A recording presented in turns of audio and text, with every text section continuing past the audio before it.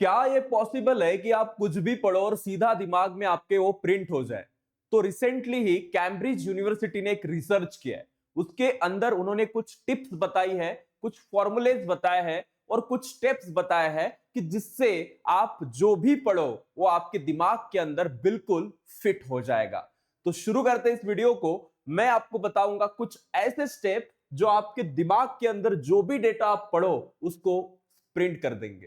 तो पहली जो इसके अंदर स्टेप है वो है you have to remember everything. Like आपको इतना बड़ा किताब का ये सिलेबस आपको मिला है, बहुत से सब्जेक्ट्स है, 6 से 7, और उनको आपको पढ़कर एग्जाम में जाके लिखना है कि उनके अंदर हर एक जो भी सवाल वो पूछे उसका जवाब क्या है। तो जब आप पढ़ रहे हो तो आपको कौन कौन सी टेक्निक्स को फॉलो करना होगा। तो सबसे पहले our brain remembers information when we understand it and it feel simple. कोई भी चीज अगर सिंपल है, अंडरस्टैंडेबल है, तो आप जल्दी जो है उसको एब्जॉर्ब कर ले, तो आपको समझ में आ जाती है।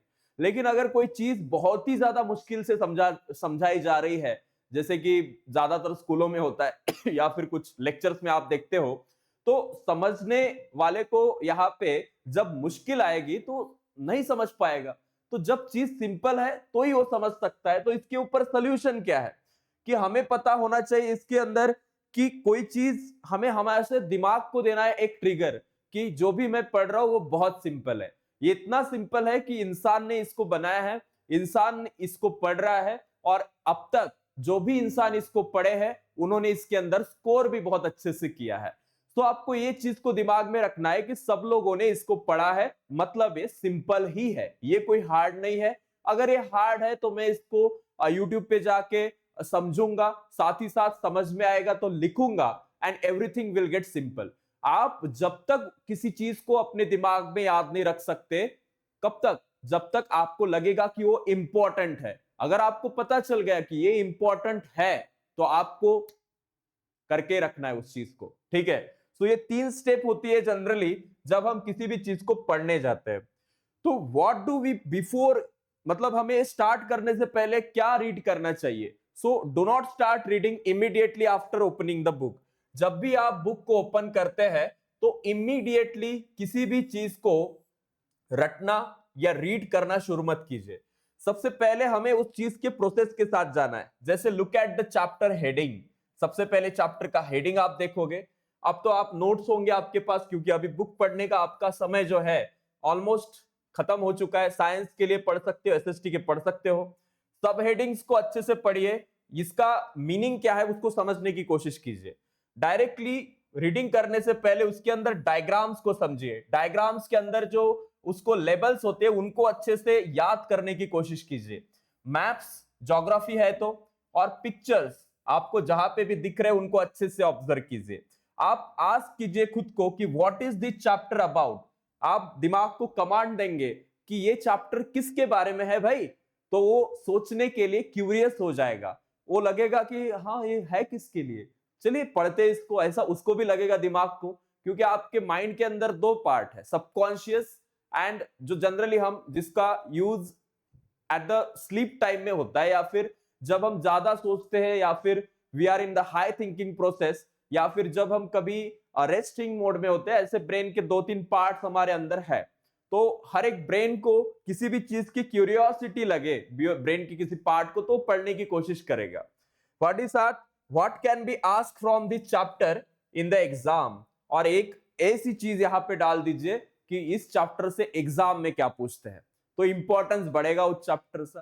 चैप्टर कितना भी बोरिंग लगे आपको, आपने अपने दिमाग के अंदर क्यूरियोसिटी तैयार कर दी कि अब तो इसको पढ़ना है, तो मतलब ये हो ही जाएगा, और इससे आपका दिमाग हो जाएगा प्रिपेयर। अब स्टेप नंबर 3 के ऊपर आते हैं, what to do while reading. Reading करते समय हमें क्या क्या करना है। तो do not try to memorise every line. सभी लाइंस किसी से भी मेमोराइज नहीं होती अगर वो चीज बार बार कर रहा है, बार बार पढ़ रहा है तो।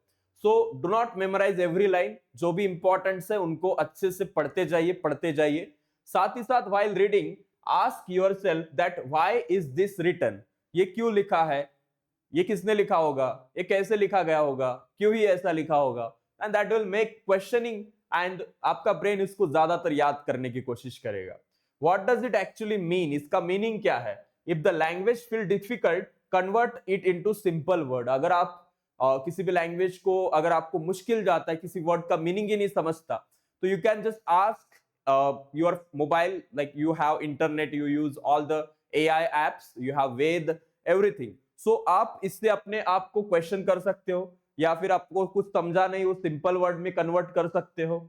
Explain it as if you are teaching a friend.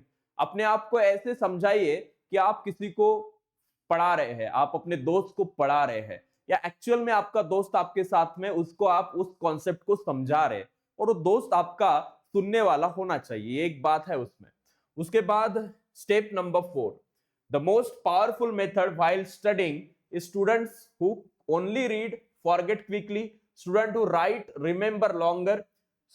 We can say आप रीड करोगे तो जल्दी भूल जाओगे, लेकिन अगर आप किसी चीज को रीड करने के बाद लिख कर देखते हो, या फिर आपके सामने एक पेज है, मैंने आपको एक पेज दिया और मैंने बोला कि अपने फेवरेट पेन के साथ फेवरेट पेपर के ऊपर इसको लिख के बताओ, इस पैराग्राफ को, आपको मजा आएगा, आपको याद भी आएगा कि आपने कुछ लिखा था, and that was written by you. School में लिखाते हैं ना, जहां पे आप लोग नींद में होते हो, इसका उद्देश्य यही है कि आप लिखोगे तो ज्यादा रिमेंबर करोगे।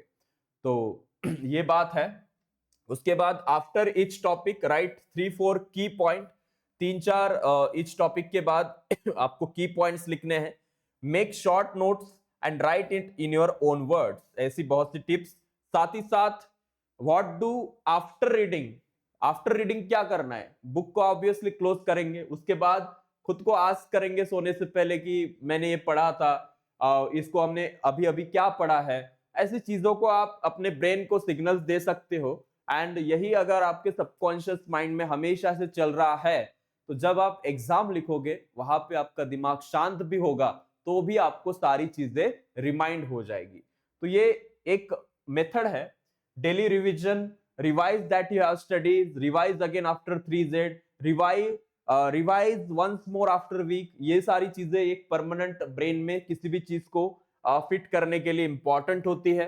मोस्ट इंपॉर्टेंट मैसेज है कि डू नॉट मेमोराइज, अंडरस्टैंड।